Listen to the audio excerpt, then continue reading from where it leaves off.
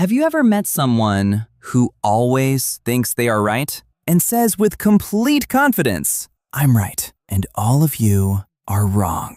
That person we all meet, at work, in the family, or even in social media comments. The person who never makes mistakes, no matter how many people stand in front of them, and no matter how much experience those people have, they remain convinced that their opinion is the correct one, and that everyone else is wrong. They never change their mind, no matter how strong the evidence is. Maybe you once had a simple discussion with them, but suddenly, the discussion turned into an argument. You try to explain, to clarify, to provide evidence, but it's useless. They are not really listening. They are only waiting for their turn to speak again. The strange thing is, this person seems very confident. They speak with certainty, look steady, and give you the feeling that they know something you don't. Isn't that frustrating? But have you ever wondered, why do some people act like this? Or maybe, have we sometimes acted this way ourselves without even noticing? I'm the professor, and this is my analysis.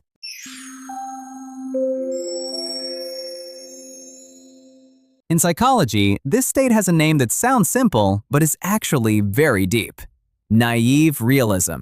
A person in this state believes that everything they see is correct, and anyone who disagrees with them is either ignorant, doesn't have enough information, or knows less than they do.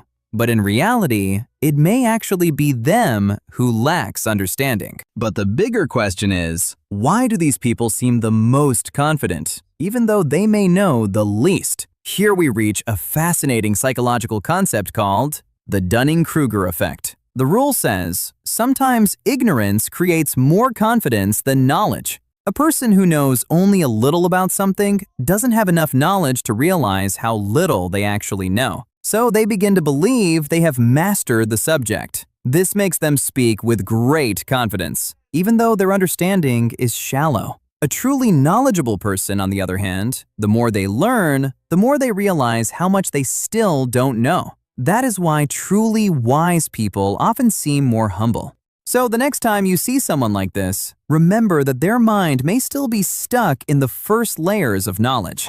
But why don't they change their opinion, even when they face the truth?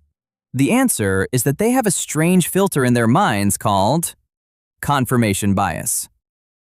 This person's mind works like a biased search engine. They only look for information that supports what they already believe. As for evidence that proves them wrong, their mind simply erases it, as if it never existed. They do not read to learn. They read only to prove to themselves that they were right from the beginning. Behind this pride and loud certainty, there is often a fragile human truth. For these people, being wrong is not just a mistake in information. It feels like a threat to their identity. Their sense of self is so fragile that it cannot bear even a single scratch. The idea of, "I made a mistake," means to them, "I am a failure," or "I am weak." They fear that the certainty they live on might begin to shake. They fear discovering that they are not who they thought they were. That is why they hold on to their opinion and believe they are right while everyone else is wrong.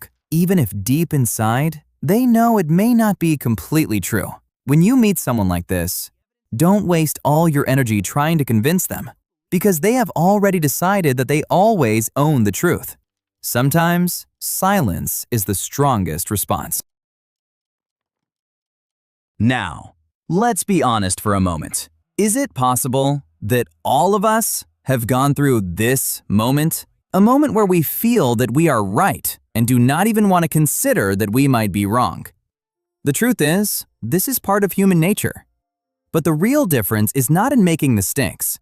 It is in your ability to notice yourself when it happens. To pause for a moment and ask yourself, am I really searching for the truth? Or am I only trying to prove that I am right? Awareness that all of us are capable of being wrong is the first step toward true wisdom. And in the end, admitting you are wrong is not weakness, it is wisdom. If you enjoyed this analysis, tell me in the comments, what is the strangest situation you faced with someone who believes they never make mistakes? I'm the professor. See you in the next video. Goodbye.